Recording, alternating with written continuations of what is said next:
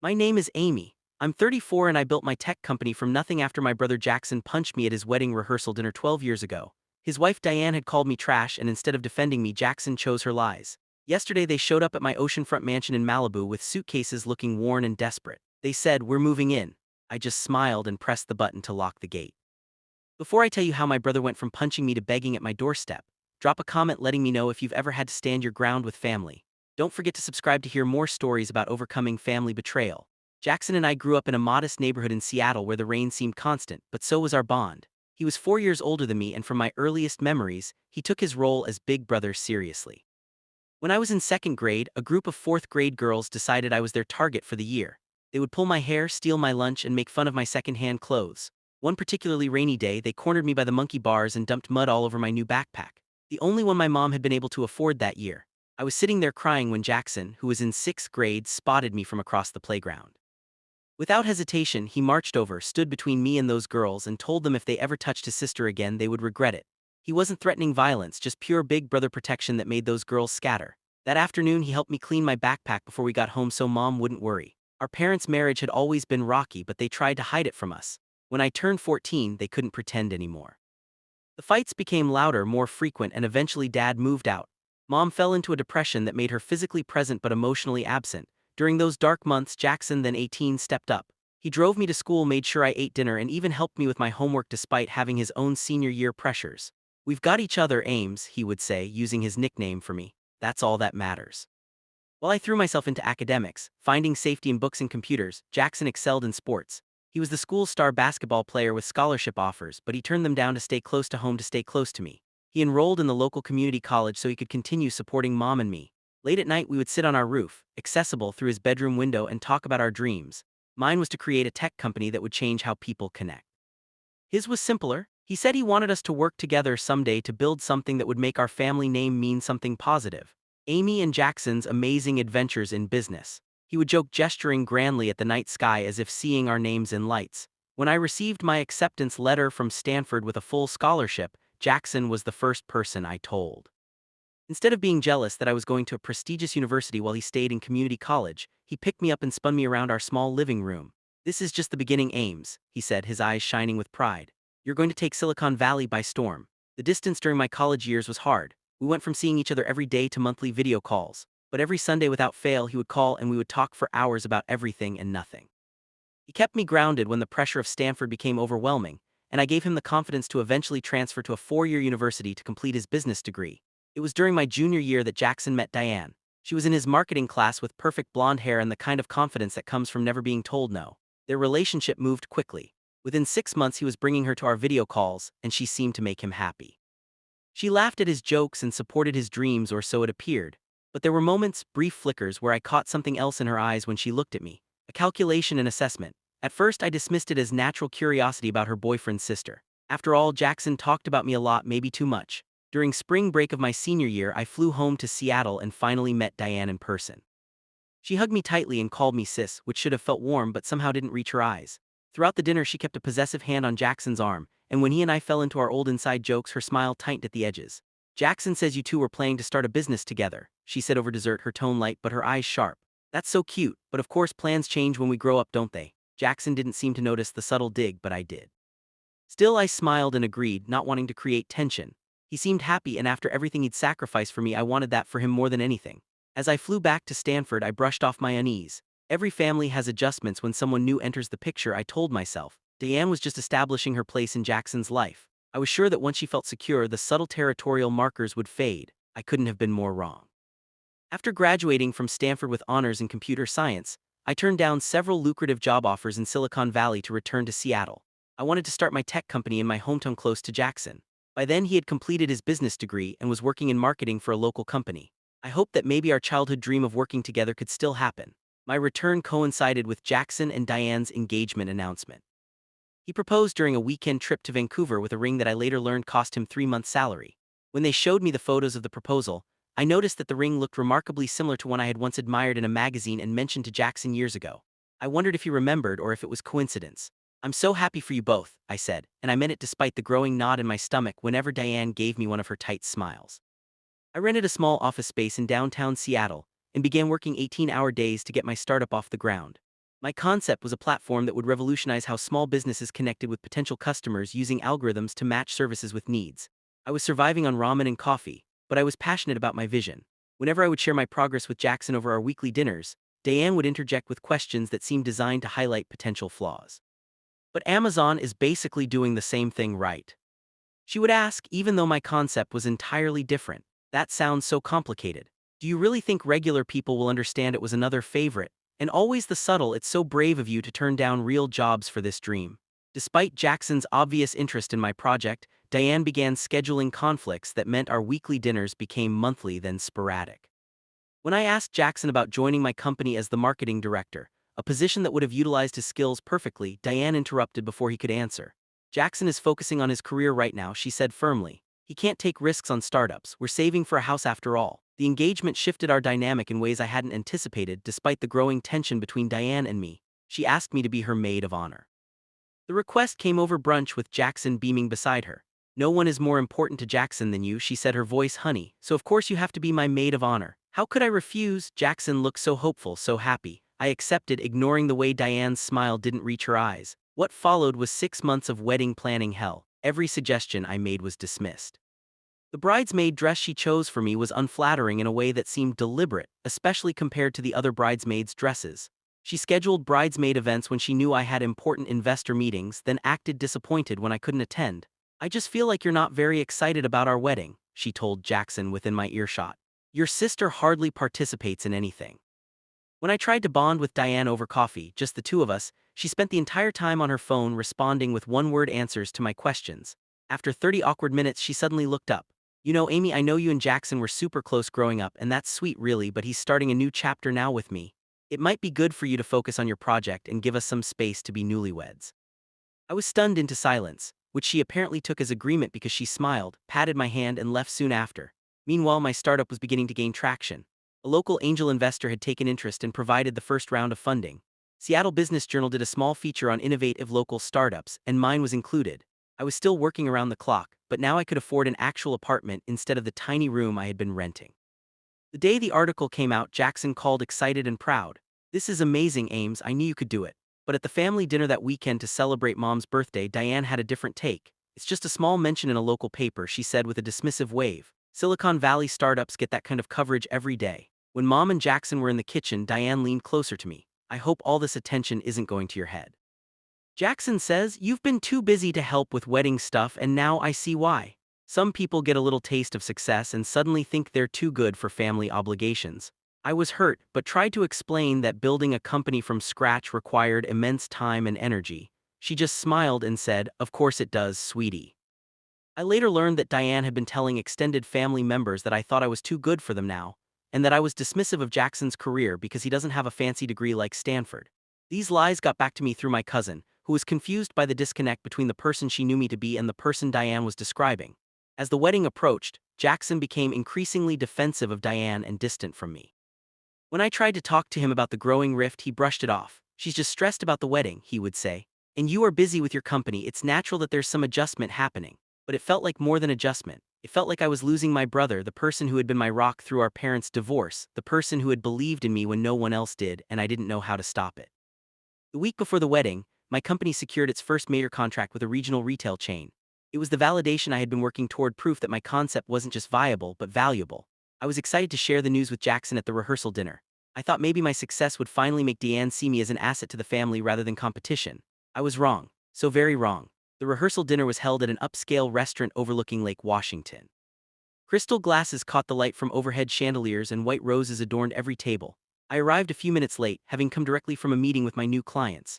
As I entered, I spotted Jackson at the center table, Diane beside him in a cream-colored dress that made her look angelic. Sorry I'm late, I said, sliding into my assigned seat, notably far from Jackson. Traffic was terrible. Jackson waved off my apology with a smile, but Diane's lips tightened.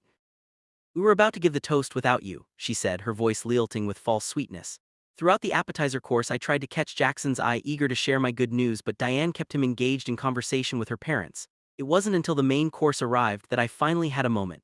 Jack, guess what? I leaned across the table, unable to contain my excitement. Remember that retail chain I mentioned? They signed the contract today.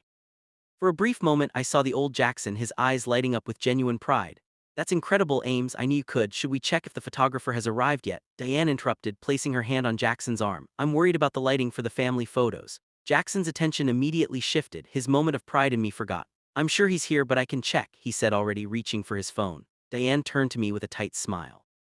That's nice about your little project, Amy. It's good to have hobbies. My excitement deflated like a punctured balloon. This wasn't a hobby, it was my career, my dream. But I swallowed the correction, not wanting to create a scene at their rehearsal dinner. As dinner progressed, I excused myself to use the restroom. As I was about to push open the door, I heard Diane's voice from inside along with two of her bridesmaids. I swear she times these announcements perfectly to steal attention.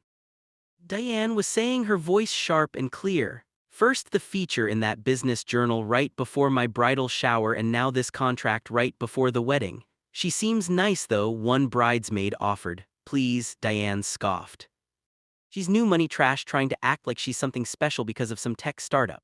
Did you see her shoes last season's clearance rack? And she thinks she's going to build the next Amazon. Jackson feels obligated to support her little delusions because of their childhood, but I'm so tired of her trying to one-up me at every turn.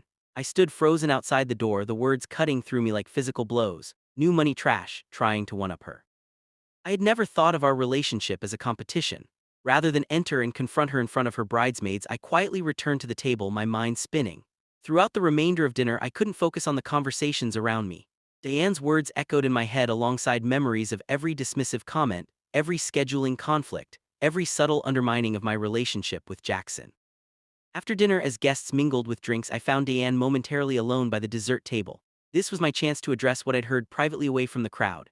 Diane, could we talk for a moment? I asked, keeping my voice low and calm. She turned, surprise flickering across her face before her usual mask of pleasantness returned. Of course, sis, what's up? I led her to a quiet corner of the restaurant's patio. I overheard what you said in the bathroom earlier. I said directly about me being new money trash and trying to steal attention from you. Her expression shifted from shock to defensive anger in an instant. You were eavesdropping on me. I was going to the bathroom and heard you through the door. I clarified, but that's not the point. I've never tried to compete with you, Diane. I've only ever wanted to be part of my brother's life and have a good relationship with you. Right, she sneered, dropping the pleasant facade entirely. That's why you had to announce your big contract tonight at my rehearsal dinner. That's why you had to come back to Seattle instead of staying in California with your fancy Stanford friends. I came back because Seattle is my home, I said, struggling to maintain my composure, and because I wanted to be close to Jackson. He doesn't need you anymore, she hissed, her voice low but venomous. He has me now. I'm his family. You're just the needy little sister who can't let go. That's not fair, I said, feeling tears building behind my eyes. Jackson and I have always been close. There's room in his life for both of us, is there? She challenged. Because from where I stand, you're constantly trying to pull his attention away from me, from our future. Your little business venture, your weekly dinners, your inside jokes. It's pathetic, really. Her words struck with precision, targeting insecurities I didn't even know I had. Was I clinging too tightly to my relationship with Jackson? Was I failing to respect the new boundaries of his upcoming marriage? Before I could respond, Diane's face suddenly crumpled and tears sprang to her eyes. I was momentarily confused by the abrupt change until I heard footsteps behind me. What's going on here? Jackson's voice was tight with concern as he approached, eyes fixed on Diane's tears. I began, but Diane cut me off with a sob. She said, my family isn't good enough for you. Diane cried, turning to Jackson. She said, I'm trying to cut her out of your life when I've done everything to include her. I've made her maid of honor, invited her to everything, and she still hates me. What? I gasped, stunned by the blatant lie. That's not what I said at all. Jackson's eyes, usually warm when they looked at me, had turned cold and hard. I heard enough, he said, moving to put an arm around Diane. I've watched you pull away from this wedding for months, Amy. You're always too busy, always have some excuse. That's not fair, I protested. I've been building a company from nothing, you know how much work that takes. What I know, Jackson said, his voice rising, is that you've never given Diane a chance. You've been jealous from day one that I found someone else to care about besides you. The accusation hit like a physical blow. That's not true, I whispered. Isn't it? He challenged. Every time we're together, you find some way to bring the conversation back to you, to your company, to your accomplishments. I thought you'd be proud, I said, my voice breaking. You always said we'd build something together. That was before you decided you were too good for everyone else, he snapped. Diane was still crying softly against his shoulder, but I caught the briefest flash of triumph in her eyes when Jackson wasn't looking. Jackson, please, I reached for his arm. She's manipulating you. She called me trash in the bathroom, asked her bridesmaids. They were there. His face darkened further. Now you're calling my fiancée a liar. I'm telling you what happened, I insisted, desperation creeping into my voice. What happened next is still seared into my memory, a moment that changed everything between us. Jackson suddenly moved forward, pushing me back against the patio railing with enough force that I stumbled. His face was contorted with an anger I'd never seen directed at me before. You've always been selfish, he spat, his voice low and dangerous. Always thinking about yourself first. Well, I'm done putting you first. Don't come to my wedding. The physical push was shocking, but his words hurt far more. I steadied myself against the railing, aware that several guests had noticed the commotion and were watching. No one stepped forward, no one asked if I was okay. "Jackson," I said, my voice barely a whisper. "Now this isn't you, you don't know me anymore," he said coldly, turning away. "Come on, Diane, let's get back to our real guest." As they walked away, Diane tucked securely under his arm. She glanced back at me with an expression I can only describe as victorious. In that moment I knew I had lost my brother. I gathered my purse with shaking hands and slipped out of the restaurant, tears blurring my vision. In my car I sent Jackson a text. "When you're ready to hear the truth, I'll be here. I love you." That text went unanswered. And for the next 12 years so did every other attempt I made to reach my brother. The morning after the rehearsal dinner I woke up with swollen eyes and an ache in my chest that felt physical. My phone showed no missed calls or messages from Jackson. Instead, there was a group text from Diane to all bridesmaids stating that due to family issues, I would no longer be participating in the wedding. No one reached out to ask for my side of the story. That day I threw myself into work with a new kind of desperation. If my brother could discard me so easily, I would build a life where I didn't need anyone. My company would become my focus, my identity, my family. The first 3 months were the hardest. I developed a routine that left no room for grief. Wake up at 5, work until midnight, collapse into dreamless sleep, repeat. I lost weight. My skin grew pale, but my company flourished under my relentless attention. The irony wasn't lost on me that the very success Diane had resented was now my lifeline. 6 months after the wedding, I attempted to reach out to Jackson again. I sent a simple email, "I miss you. Can we talk?" The response came 3 days later, not from Jackson but from Diane. "Using his email account, Jackson has moved on. Please respect his wishes and stop contacting him." Through our mother, I learned that Diane had convinced Jackson that I was toxic to their marriage, that I had always been jealous of his relationship, that I had deliberately tried to ruin their wedding. Mom tried to mediate to explain that Diane was twisting things, but Jackson shut her down too. "You always took Amy's side," he told her, creating yet another rift in our already fractured family. My first investor, Martin, became not just a business partner but a friend who saw me through those dark early days. "Channel it," he advised when I confided in him about Jackson. "Take that pain and turn it into drive. Success is the best revenge." I followed his advice perhaps too well. Within 2 years, my company had grown from a small startup to a regional player in the tech scene. We moved to larger offices, hired 20 employees, and secured a second round of funding. I was featured in Seattle Business Magazine's 30 Under 30 list.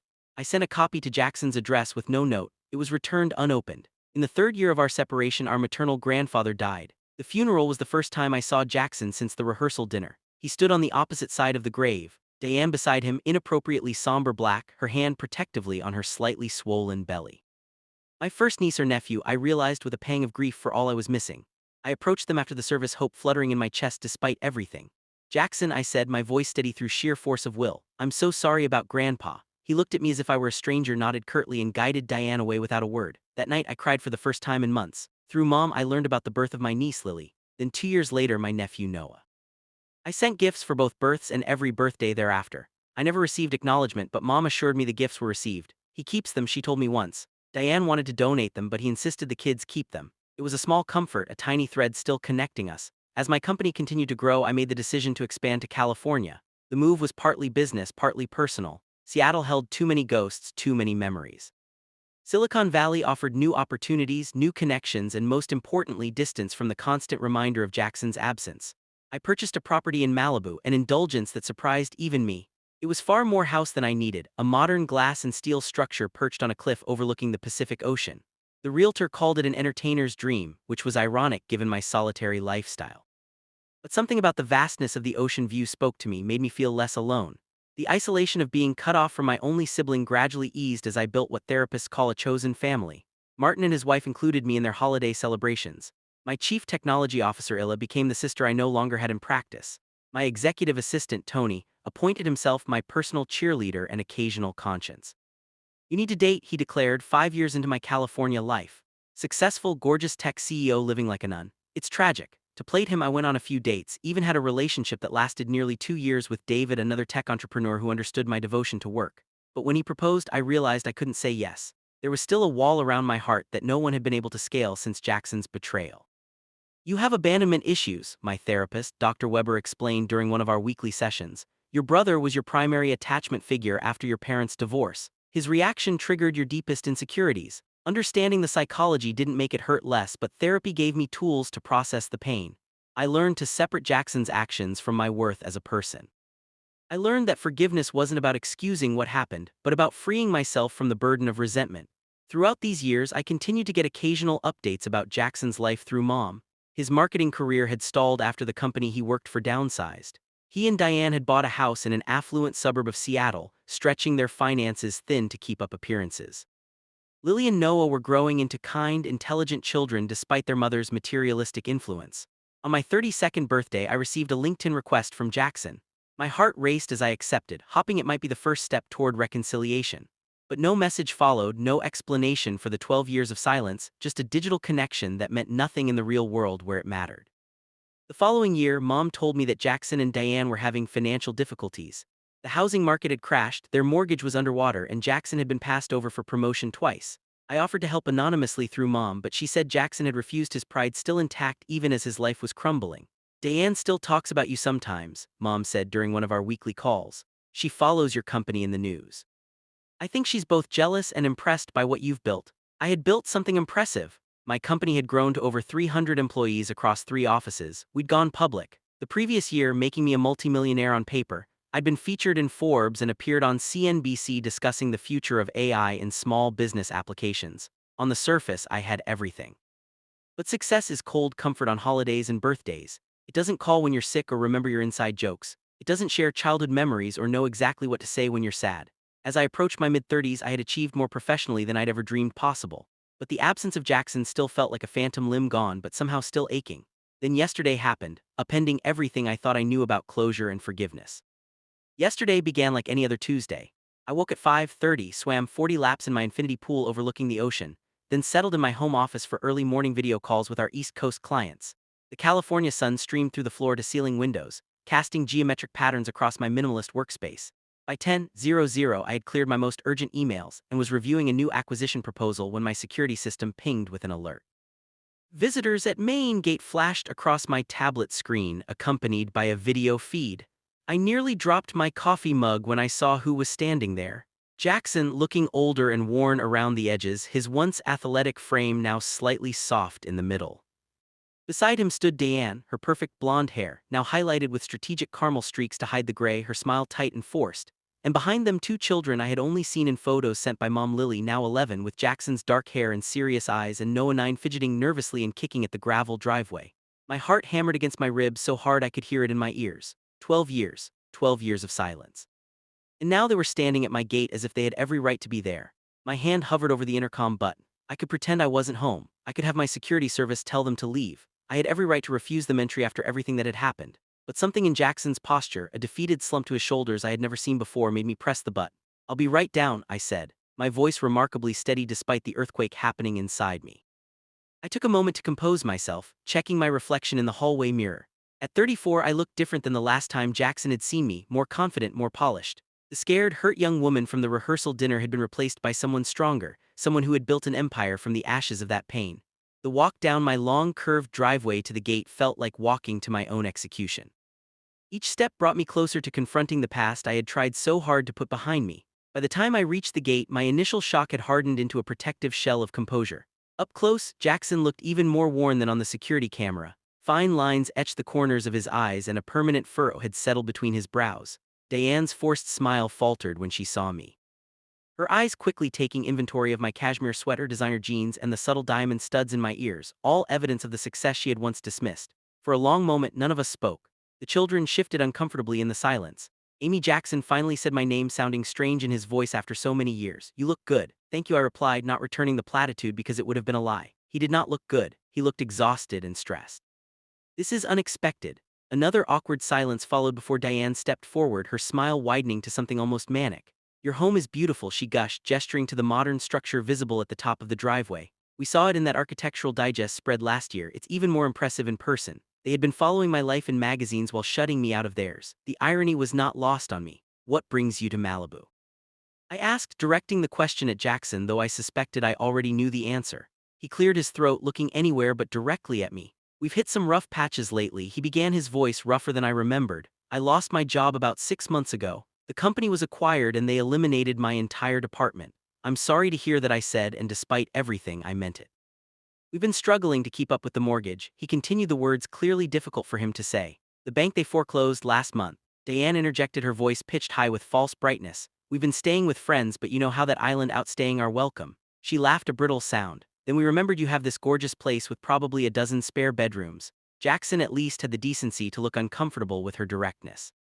What Diane means is we're in a tough spot and we're hopping for a fresh start. California has better opportunities for my skill set and the kids could really use some stability right now. I looked at Lily and Noah who were watching this exchange with the weary expressions of children who had been witnessing adult problems for too long. My heart ached for them, innocent participants in their parents' poor decisions. So you came to visit?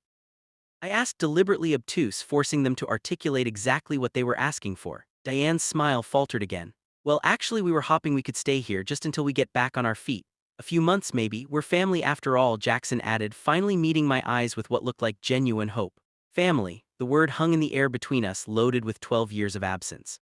It was then that I noticed the car parked behind them on the street, packed to the roof with suitcases and boxes. They hadn't come to ask. They had come assuming I would say yes, assuming that family obligation would override 12 years of silence and pain. You want to move in? I stated flatly, not a question. Just temporarily, Diane quickly assured me, though the amount of luggage in their car suggested otherwise. We've already enrolled the kids in the local school. Jackson has some promising interviews lined up. They had made all these arrangements without even speaking to me first, without so much as a phone call to test the waters. The audacity was breathtaking. I know this is sudden, Jackson said, apparently reading the disbelief on my face. And I know we have a lot to talk about, a lot of water under the bridge, but we're really in a bind here. Ames, the childhood nickname unused for 12 years, struck me like a physical blow. How dare he invoke our closeness now when it served his purpose? Diane stepped closer to the gate, her expression shifting to one of practiced contrition. I know you and I have had our differences in the past, she said, lowering her voice to a confidential tone. But that was so long ago, just silly misunderstandings. We've all grown up since then, haven't we? Silly misunderstandings. As if she hadn't deliberately driven a wedge between me and my brother. As if he hadn't pushed me and cut me out of his life for 12 years. So, can you open the gate already? Diane asked, her impatient tone betraying the insincerity of her apology. The kids are tired from the drive and we have a lot of unpacking to do. I stood there, the California sun warm on my back, looking at the family my brother had chosen over me. Now expecting me to welcome them with open arms because they needed something from me. The decision I made in that moment would define not just our relationship moving forward, but the kind of person I had become in the years of our separation. I took a deep breath, feeling the ocean breeze against my skin, buying myself a moment to process the swirl of emotions inside me. Memories flashed through my mind. Jackson defending me from bullies, sitting on the roof planning our futures. The shock of his hands pushing me against that railing. 12 birthdays without a call, 12 Christmases without my brother. Before I decide anything, I said carefully, I need to ask you something, Jackson. I met his eyes directly. Did you ever believe me about what happened that night, about what Diane really said? Jackson shifted uncomfortably, glancing at Diane, whose smile had frozen in place. The children watched with curious expressions, clearly unfamiliar with this history.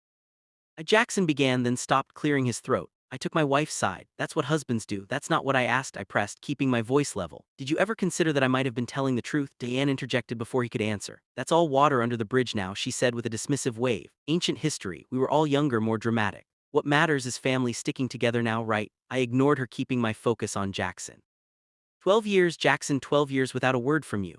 No calls on my birthday, no response when Grandpa died and I reached out to you. Nothing when Mom had her cancer scare 3 years ago. You know about that? He asked, surprise evident in his voice. Of course I know. I flew back every weekend during her treatments. Where were you? Diane said. Mom didn't want to worry us. He mumbled, another piece of the puzzle falling into place. Can we talk about this inside? Diane interrupted, gesturing toward the house. It's hot out here and the kids are thirsty. I regarded her coolly. No, I think we need to be very clear about things before we go any further. I turned back to Jackson. You pushed me. You called me selfish. You cut me out of your life completely because your wife told you I said something I never said. Jackson had the grace to look ashamed. I'm sorry if you felt hurt by that. He offered the apology as weak as it was belated. If I felt hurt, I repeated, incredulous. I didn't feel hurt, Jackson. I was hurt by my brother, the person I trusted most in the world. People make mistakes, Diane cut in, her tone sharpening. Are you going to hold a grudge forever? Is that the kind of person you become all alone in your big fancy house? The accusation might have stung once, but I had spent too many hours in therapy to be manipulated by it now. This isn't about a grudge, I said calmly. This is about accountability and boundaries. Noah tugged at his father's sleeve. Dad, are we going to live here or not? He asked, the directness of childhood cutting through the adult tension. His question brought me to the decision point I had been approaching since seeing them on my security camera. What kind of person had I become? Was I someone who would turn away family in need, even family who had hurt me deeply, or was I someone who could rise above past pain to offer help? The answer came to me with surprising clarity, and I felt a smile form on my lips. Not the tight, forced smile Diane wore, but a genuine expression of peace with my decision. I won't be opening my home to you, I said simply. Diane's mouth dropped open. Excuse me, you cut me out of your lives for 12 years, I continued, my voice steady. You don't get to show up now without so much as a phone call first and expect to move in because it's convenient for you. But we're family. Jackson protested weakly. Family respects each other. I countered. Family listens to each other. Family doesn't disappear for 12 years and then return only when they need something. Diane's false pleasantness evaporated entirely. So that's it, you're going to leave us homeless because of some ancient grudge. Real mature Amy, I didn't say I wouldn't help you, I clarified. I'm just not inviting you to live with me. That would be unhealthy for all of us given our history. Jackson looked confused. Then what are you saying? I'll pay for a furnished apartment for 6 months, I said. And I'll connect you with some contacts who might have job opportunities.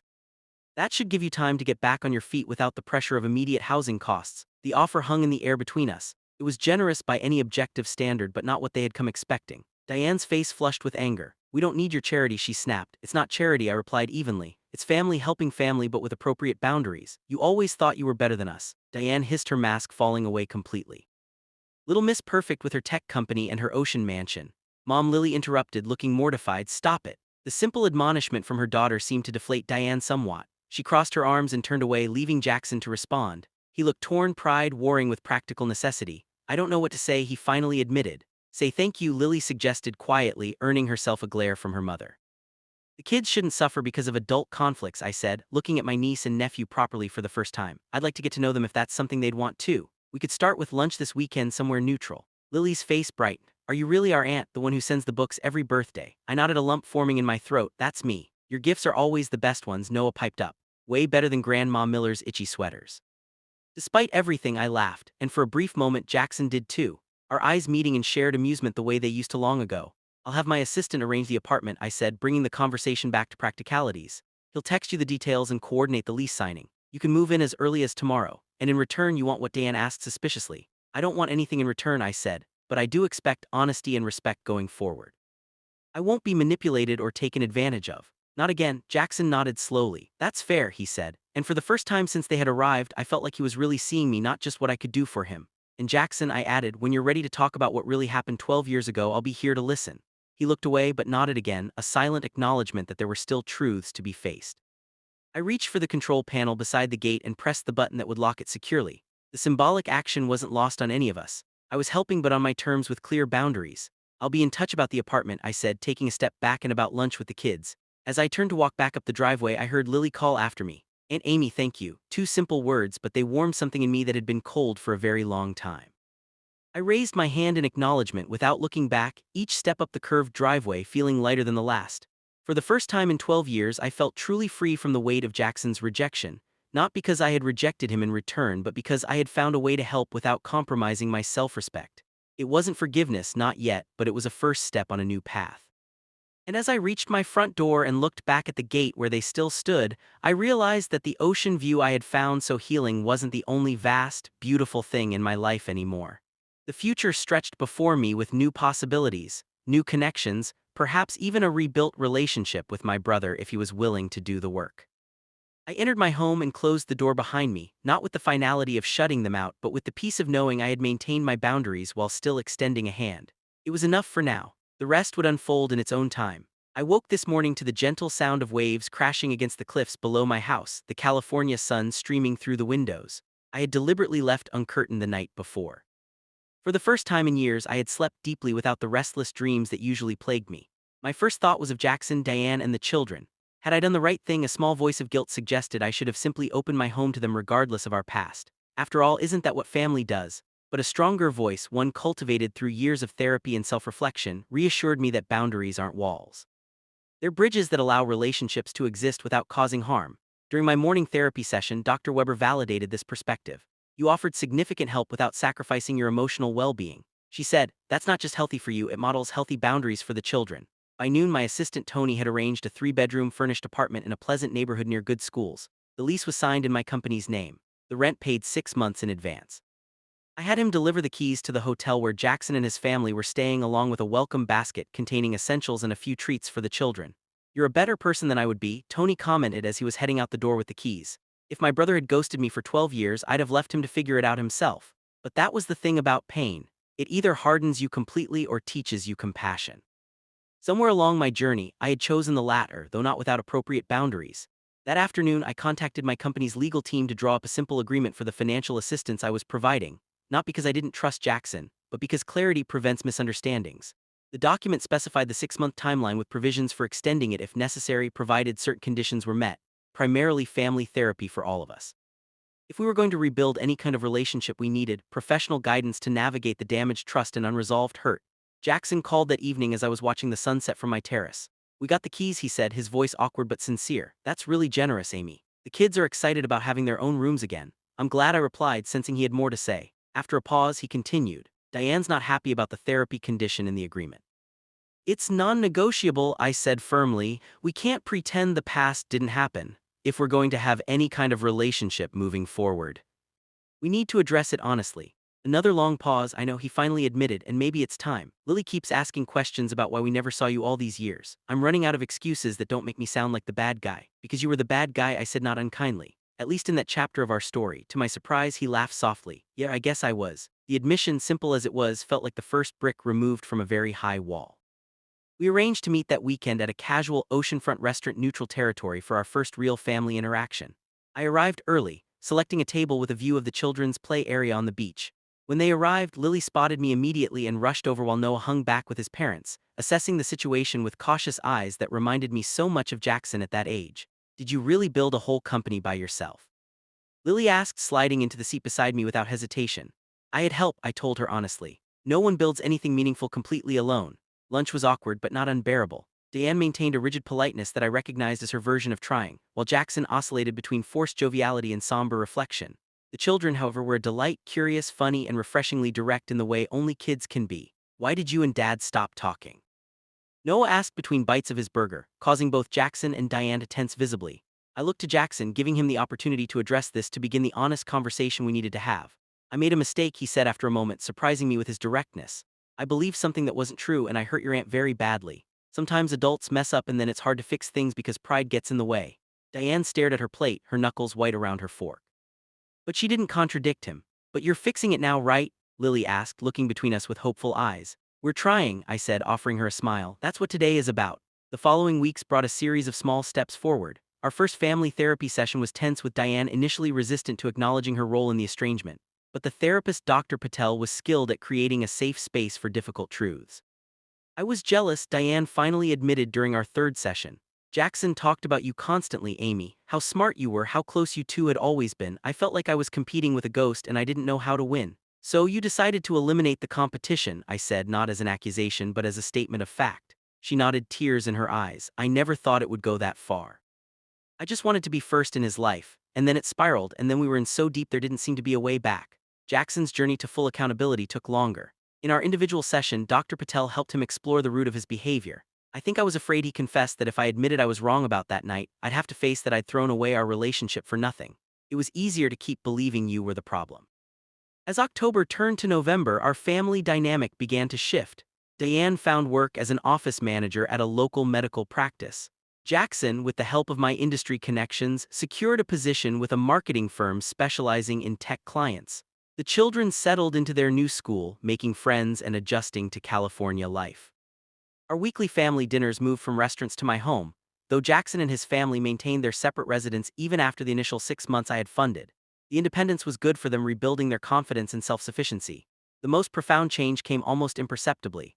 One evening in April, as we were clearing dinner dishes, Diane approached me in the kitchen. "I've been seeing my own therapist," she said quietly, handing me a plate to load into the dishwasher.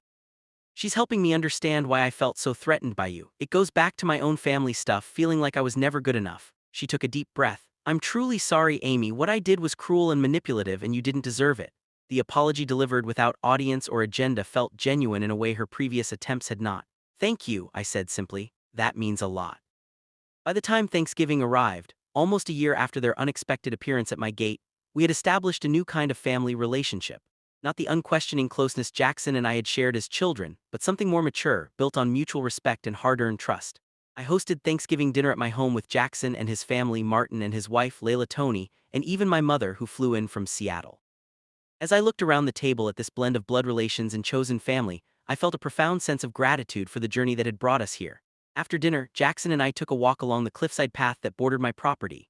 The evening was clear, the ocean stretching endlessly before us, much like the new chapter we were writing. "Do you remember when we used to sit on the roof and plan our futures?" he asked, gazing out at the horizon. "I do," I smiled. Amy and Jackson's amazing adventures in business. He laughed. And here you are, the successful CEO, just like you always planned. Here we both are, I corrected him, different paths than we imagined, but we made it. He was quiet for a moment. I missed you, Ames, every day for 12 years. I missed you even when I was too stubborn to admit it. I missed you too, I admitted. But I think maybe we needed that time apart to become the people we are now. I'm not sure we would have appreciated this second chance if it had come too easily. As we headed back to the house, where warm lights glowed against the gathering dusk, I reflected on the long journey from that painful night at the rehearsal dinner to this moment of peaceful reconciliation. The hurt hadn't disappeared completely. Some scars never fade entirely, but it no longer defined our relationship. Standing your ground doesn't mean closing your heart. Boundaries aren't barriers. They're the foundation upon which healthy relationships are built. Forgiveness isn't forgetting. It's choosing to create something new from the broken pieces of the past. As we rejoined our gathered loved ones, I caught Lily's eye across the room. She smiled, a genuine expression so different from her mother's once forced ones, and I smiled back, grateful for this unexpected gift of renewal. Family isn't just who we're born to. It's also who we choose to become and who we choose to forgive when the journey gets complicated. And sometimes the gates we lock aren't meant to keep people out forever, but to ensure that when they do enter our lives, they do so with respect for the boundaries that keep us whole. Have you ever had to stand your ground with family while still finding a way to love them? Share your experiences in the comments below. And if this story resonated with you, please like, subscribe, and share it with someone who might need to hear that setting boundaries and offering forgiveness aren't mutually exclusive. Thank you for listening to my journey. And remember, sometimes the bravest thing we can do is smile and lock the gate until we're ready to open it on our own terms. Music.